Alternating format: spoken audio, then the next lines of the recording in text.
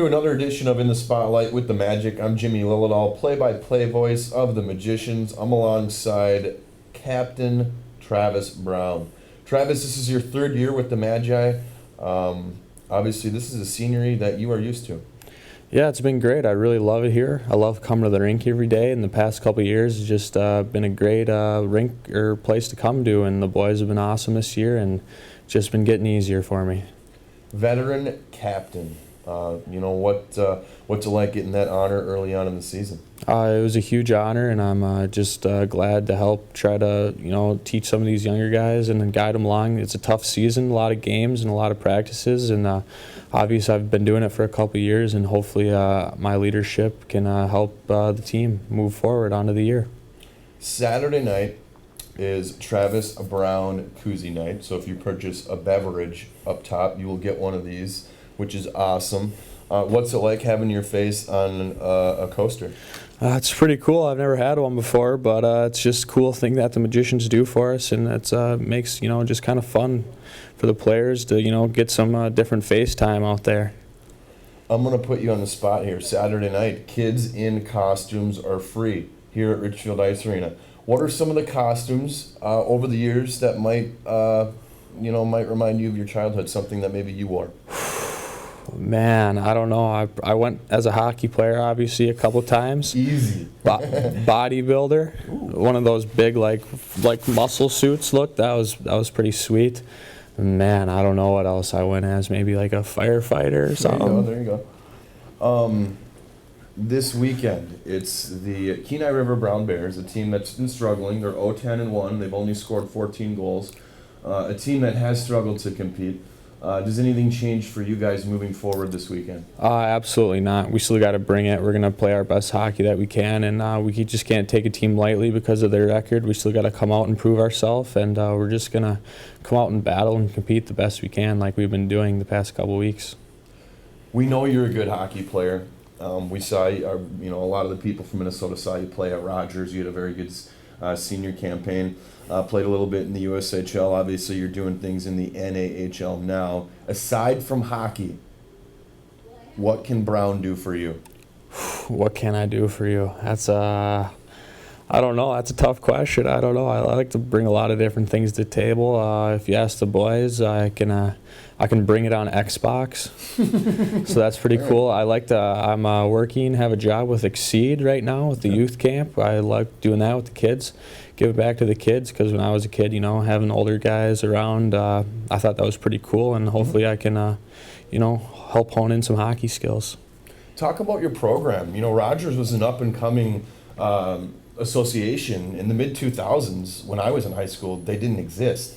You guys have had a pretty good run. You're one of the first players to play at a higher level from that association. What was it like playing for Rogers growing up? It was really fun, yeah. I mean, the school's only like 10 years old and I graduated, but it was a great hockey community, with all sports there too. It was just an awesome place to grow up and play. Student section always came out every night, and it was always rocking, and that was for all sports, football, basketball. It was just a really fun community to play for. 9 goals and 13 assists last season as a member of the Magic. Before we go here, what are some of the things that you're working on within your game? You're a captain right now. You're leading this club on the back end. What are some of the things you want to fix moving forward as, there's still 45, 50 games left on the docket? I want to play like the best lockdown defense I can play. I really just want to play shut down. If we keep the puck out of the net, that'll help us, you'd think, try to win games every night, and then just getting shots to the net. No such thing as a bad shot on net. So, if I can get shots on net and play solid D, then, I'll be happy with my play at the end of the night. Travis, thanks for taking the time. Thank you, Jimmy. Welcome back to In the Spotlight with the Minnesota Magicians. A big thanks to Travis Brown for taking the time today.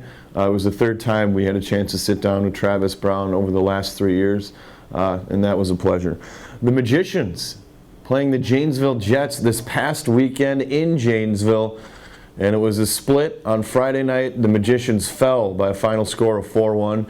Janesville started the scoring. They got the first 2 goals. The first one was scored by Connor Ekberg, as the assist went to Keegan Miller, and the Jets took a 1-0 lead. The Jets made it 2-0 with a Tanner Polgaze goal. It was his second goal of the season. Michael Maloney had the assist. The Magicians strike back with a goal of their own. Tanner Tweeten gets his 5th goal of the season. Brendan Scarta and Nathan Nelson getting assists as the Magicians were down 2-1 in the first period. It was then 3-1. Michael Maloney gets a goal for the Jets, his 6th of the season.